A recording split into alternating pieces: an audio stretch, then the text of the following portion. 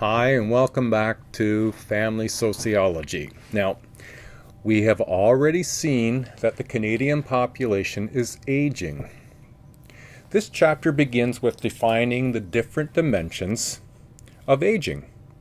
Like all stages in life, old age has certain developmental tasks, and there are issues specific to this time of life. The dramatic increase in the numbers of the elderly will affect all Canadians, so we look at how this impact might be felt. Now, there will be more jobs in the occupations that cater to the older people, and many of you taking this course may end up working in services that are orientated toward the elderly. The availability of services will be important to the growing number of seniors. The need to pay for these services will be a concern for all Canadians. So let's begin looking at grey power and the sunset years. So we're going to begin by considering dimensions of aging. Now, the popular myth about the elderly can be misleading. The time clock for beginning or becoming older is less clear-cut, but one still does exist. Old age is being redefined rather than as one group, as experts now see there's more likely three. And this shift has occurred in my lifetime when I was attending high school, and this is back in the 70s.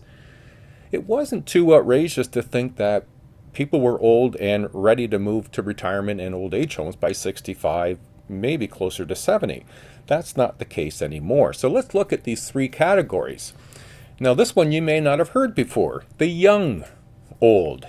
This is people between the ages of 65 and 74. That's me.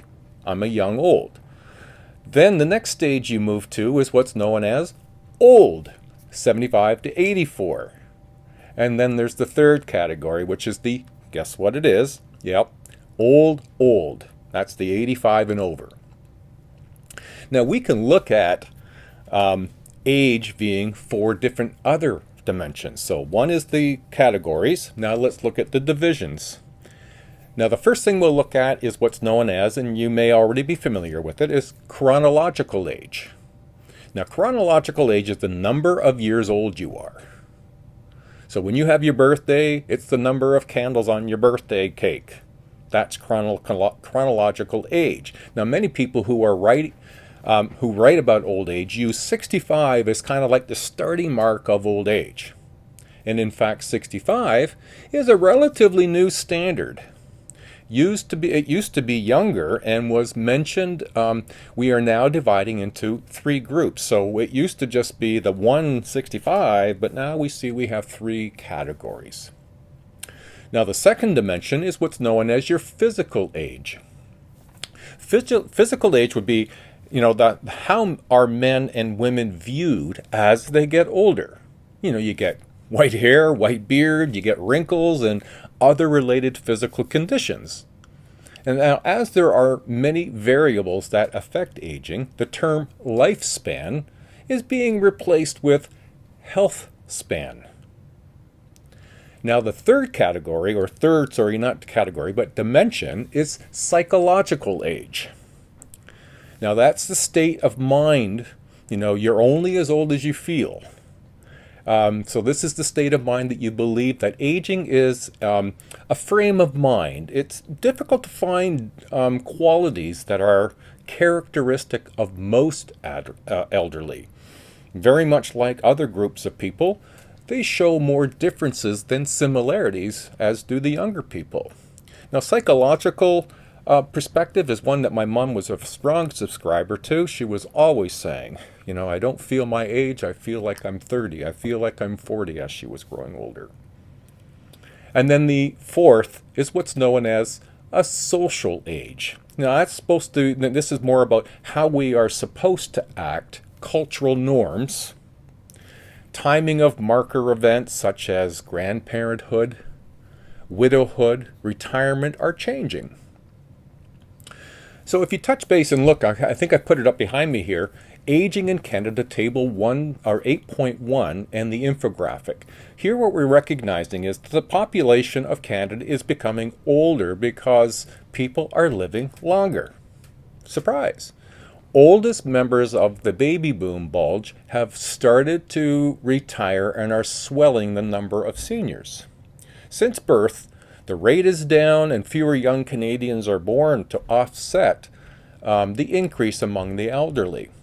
Now, according to Stats Canada, seniors ages 65 and older account for a record high of 14.8% of the population. That was in 2011. That was up from 13.7% 5 years earlier. The 2011 census counted 5,825 people who were aged 100 and older. And that was up from about 4,635 in 2006 and 3,795 in 2001. Those numbers going forward are just going to get bigger and bigger and bigger. So when we're thinking in terms of, elderly, we can also consider in terms of the living arrangements for seniors. And it's surprising the number of people who think most seniors live in old age homes. In fact, only about 8% are in old age homes, and that was a statistic from 2011. Most of those were women over 85. 92% of older people live in private households. That's 79% men, 49% women, as part of a couple, married or common law. Now, it's through home ownership that seniors can maintain and support their independence. Elderly renters are more likely to be institutionalized. And by institutionalized, we're meaning long-term care services. So if that's the living sort of summary of living as an older person. When we're looking at the health and other interests, as people grow older, physical well-being and concerns about possible or actual illnesses become far more important. Those over 75 are more likely to have a chronic health problem or disability. Most common are vision, mobility, and memory problems. Now, lower income people, they're at greater risk for illness and death than those with higher incomes. Wealth and health occur together. The vast majority of seniors live in private households, and often are overlooked are the number of seniors that are caring for others, whether they're caring for a spouse, a friend, even a neighbor. Caregiving of a senior often ends when the mental or physical health of the older person makes it impossible for the family to continue to cope any longer. Now, whether seniors live in their own home with a child or in an institution, family members, especially the daughters in the family, feel a duty to provide the care, even if they have other responsibilities such as children of their own or certainly a job. So if we were to take our look at our sociological perspectives and how they look at aging, one term we need to explore, just briefly as a definition, is gerontology. This is the study of aging and the elderly. The structural functionalists, remember, these are the sort of more conservative view and the sort of older view. They are supportive of a society where we age and move aside for the youth to take over. Thus, we have retirement. This process is based on the disengagement theory. Now, basically, disengagement theory is that seniors should disengage to make room for younger workers. It's just been difficult with having a smaller families and families getting smaller, is that we don't have as many of our children to replace those jobs. So many seniors continue to work. The conflict theorists, they suggest that the elderly do not give up their positions willingly. Instead, they are discriminated against, which is known as ageism. Ageism is the prejudice and discrimination based on age. Now, it's important to note that's not just based on older age. It's also based on younger age. What about young people who think they are competent and informed enough to be able to vote at age 17? But you can't. There's a law about when you can start voting, when you can start drinking, when you can drive a car. So these things too could also reflect ageism in some respects. Symbolic interactionalists. Well, they see our development as a lifelong process. It's through the social interactions, that face-to-face, remember, these are the micro theorists, that, volunteering is really big among the elderly. There are social interactions and engagement in volunteering, and that's important for them. So that face-to-face engagement is important for seniors. If we consider the feminists, they remind us that aging affects men and women differently. Women are more likely to be widowed and are likely to experience poverty, partly because in this older age group, women maybe didn't have full-time work. They lived where their husband did, and therefore when their husband dies, they don't have a pension. So poverty is more about they haven't got necessarily as much income to rely on as they did as a married couple. Now, family relationships. There's a key task for older people is to accept this shifting of roles and allowing the next generation to take over leadership in private and public life. Now, as we age, we often reflect on our lives. We look for order and meaning in our lives. We need to find some purpose, if you will. And without a sense of that, life has had meaning and purpose. So without that sense, you have, a struggle. If you don't have that sense of, meaning and purpose, then we can sink into some degree of depression or despair. There are a few differences in the adjustment of old age between homosexual and heterosexual men and women. It's very similar. But there are three key issues regarding the relationships between older people and their families. One of them is independence versus dependence, connection versus separateness, and openness versus privateness. Let's look at each of these because they apply to the age group quite differently. Independence versus dependence. This is the ability to remain as independent as you can related to both your financial status and your physical and mental condition of the older individual.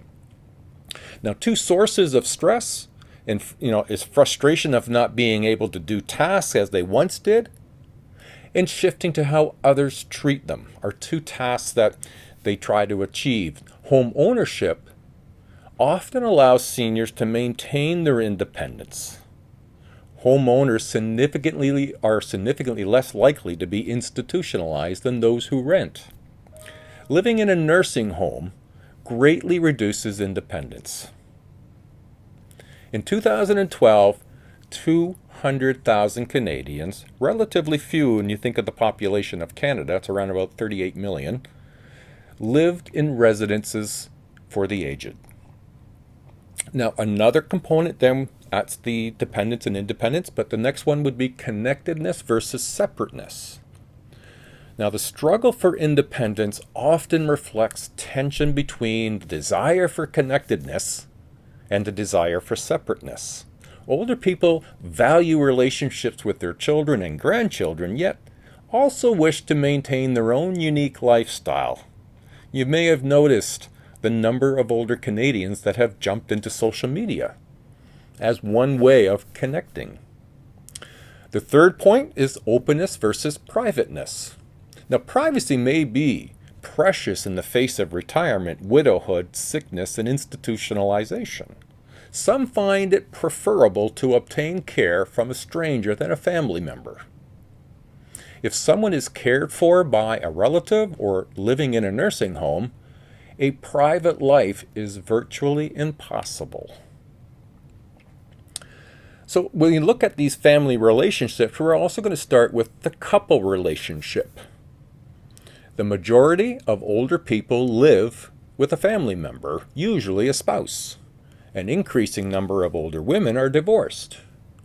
The sexual relationship remains an important element in old age. Men are more likely to remarry following the death or a divorce from a spouse. More eligible women than men because men tend to die earlier. A significant result of seniors being sexually active has been an increase, hold your breath, of STIs, or sexually transmitted diseases, and HIV. With a more weakened immune system as you're older, and a misguided thought that age exempts them from these sorts of things, about 12 to 20% of all new HIV cases are attributed to seniors over 65. That was in a 2016 stat. Adult children may actively discourage remarriage because they see it as a disloyalty to the deceased parent, or because they are worried that maybe their inheritance will be affected. And as odd as that might sound, it's more real in the lives of older people about their inheritance. Now we can look at the relationship with siblings. I just had my brother visit, so that's an example of two old people, siblings, getting together, where we're both young old. Most young old people have at least one living sibling. I have two. They're all younger than me. Quality of sibling relationship does not usually undergo dramatic changes as people age. Siblings' experiences of growing up in the same family often draws them together. You have some similar backgrounds, similar experiences. Illness and the death of a parent may influence the sibling relationship. It did very much when my mom passed away. Ken and I were being very involved in that process, so it drew us more closely together. Now that my dad's in a long-term care facility, that too is, and we commented on our visit today, we are just more connected now than we were in the last 30 years. With retirement and empty nest, siblings often increase contact. Sisters are closest, followed by brother-sister pairs. Now, those who have never married and the childless widow depend more on their siblings than maybe other couples do. So what about the relationship with children? Well, most older people have at least one child with whom they are in touch with. The closest relationship is usually between mothers and daughters. Married children not as close to parents as the divorced or separated, or especially the never married. Childless older people may have very active social networks that take the place of children. When a partner is absent or unable to provide help, children often provide the support. However, the parent-child relationship is not one-sided. When adult children have crises, such as a divorce, widowhood, or the birth of a child with health problems, parents, the older parent, are key providers of support. So that brings us to another relationship of older people with their grandchildren. As the population ages, increasingly common for several generations to know each other. Relationships between grandparents and grandchildren is considered a very special because it's not complicated by parental responsibilities. Entertain them, feed them sugar, send them home. Grandchildren tend to be close to grandparents with whom their parents have a good relationship. Grandparents can have a positive effect on their grandchildren. Grandparents are particularly important for the young adult grandchildren, who regard them as important sources of emotional gratification and conveyors of family histories and traditions. Grandfathers tend to have less contact with grandchildren compared to grandmothers. In fact, you'll find that a lot of the older boomers who have begun to retire and have relationships with all these family members are starting to try to re-engage with grandchildren in a manner that they've got free time and more time than they first thought. Divorce has an impact on grandparents, and the number of step-grandparents is growing, not surprisingly. Many grandparents provide care for their grandchildren. Grandparents, especially grandmothers, are an important child care resource for working parents, either for the whole day or before and after school. So that brings us to grandparents caring for grandchildren. In 2011, about 600,000 grandparents provided part-time or full-time care for their grandchildren. Indigenous and immigrant families are most likely to live with grandparents. This is sometimes the benefit of overall family experience of the indigenous family groups that encourage children to help support the elders. Many grandparents provide some level of child care. It's less costly than formal child care. Options for parents to work if you have a parent that can look after your child. Not all of the experiences are results of good reasons or have good results. Can be because of death or illness of a parent that prompts a grandparent role to be needed and growing. And as is inevitably going to occur with all of us, but certainly as we are older, is death of a family member. Now, one of the examples can be through terminal illness. Terminal illness can be very stressful for families. Both the dying person and his or her relatives must face the deterioration of physical and mental powers. The family has to prepare for the actual death and for the changes that are going to occur in lifestyle and relationships. The lack of openness may affect the ability to talk about matters such as prolonging life once the quality of life has been destroyed. So death and its aftermath, well, funerals are family times when all relatives gather together. And until the funeral is over, family members often forget their differences and offer assistance to one another. Now, in relationship to the death of a spouse, there are some adjustments that need to be made in widowhood. Widowhood initially involves the sense of loss, disorientation, and loneliness. Now, this is true for cohabitating as well as same-sex couples. Women who have centered their whole lives on their husbands and family often feel loss of identity and status more significantly. For some, however, the death comes as we'll call it a relief. Examples when one partner has suffered for a long time, or the relationship has been unhappy or abusive.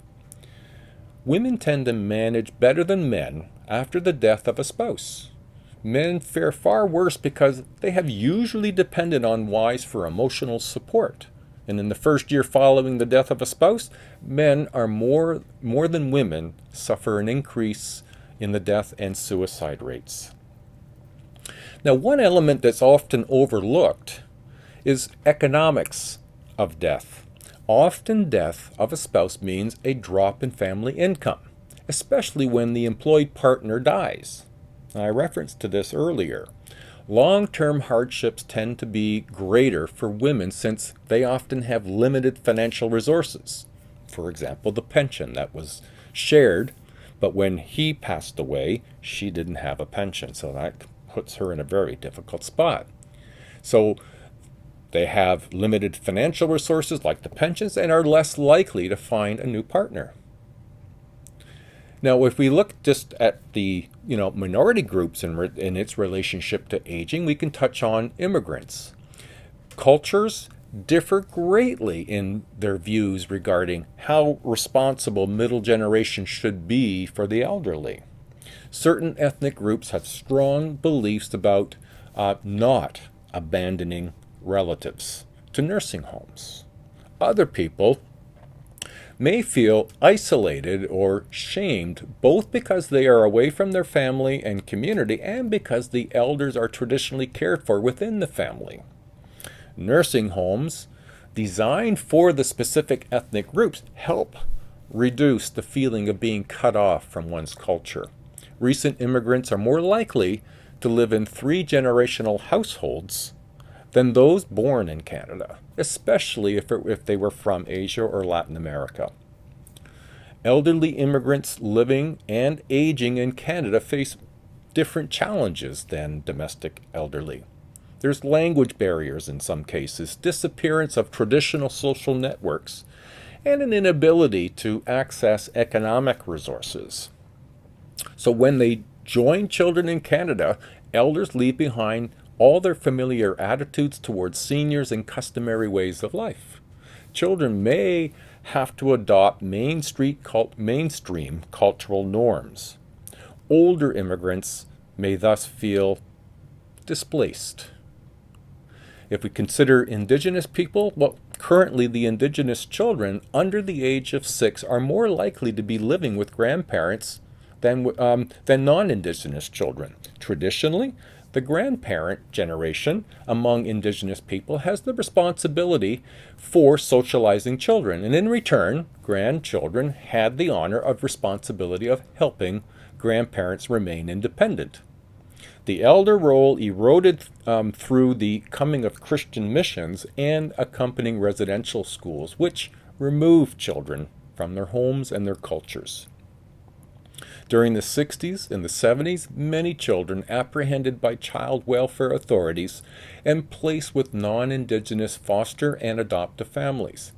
Now the role of family is being taken on by the community through services such as home support for the elderly and on-reserve nursing homes.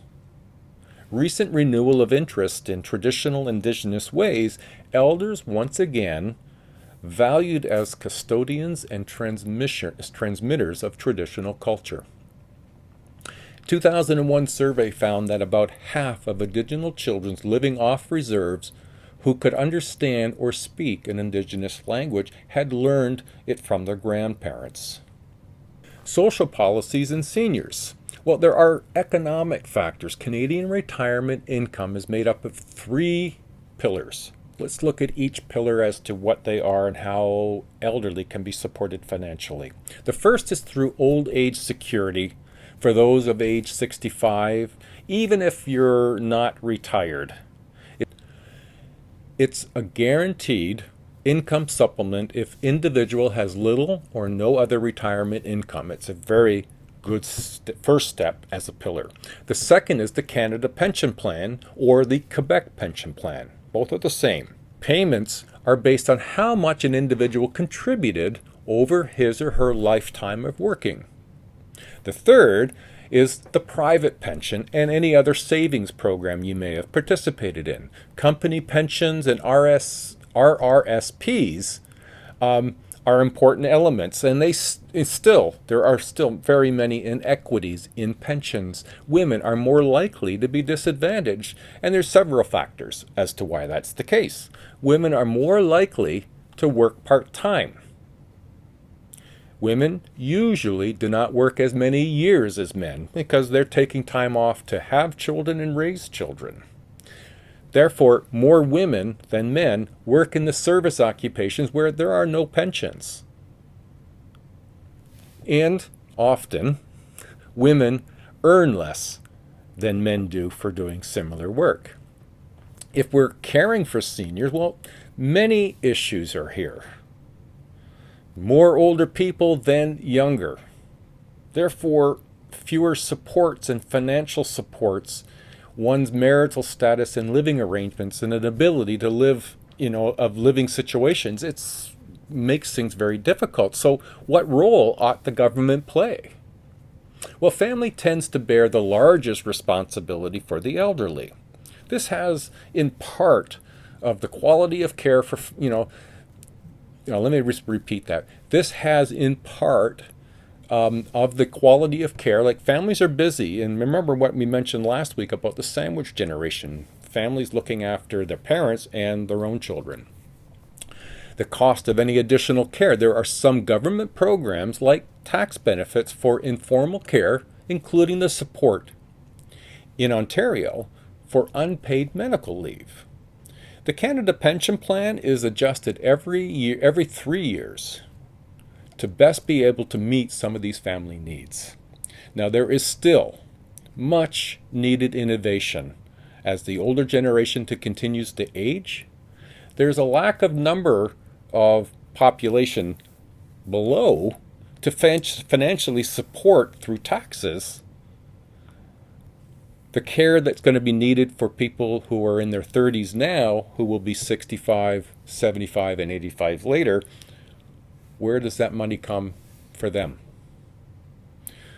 Canada, as well as around the world, that's not quite true. In North America, at least, this rising population of the older and fewer, because families are shrinking, supporting that system, Canada's going to need to come up with some solutions as to how to best support our elderly population as we move forward. All right, everybody, there we are. We're done on Gray Power and the Sunset Years. All right, everyone, keep up the good work, and we'll see you next video. Bye.